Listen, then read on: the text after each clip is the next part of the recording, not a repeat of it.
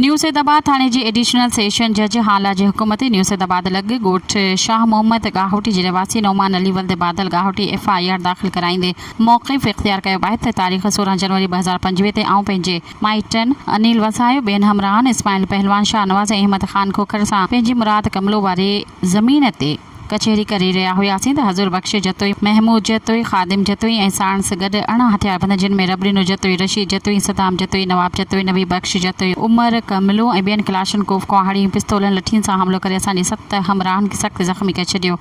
असांजे दाहण बावजूद बि ॻोठाणनि जे अचण ते फायरिंग कंदे फ़रार थी विया।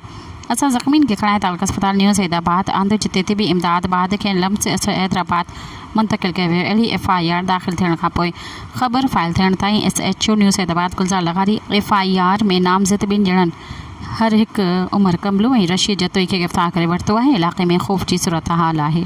सब्सक्राइब कयो अवामी न्यूज़ HD खे ऐं ताज़ा तरीन ख़बरुनि लाइ ॾिसंदा रहो अवामी न्यूज़ HD।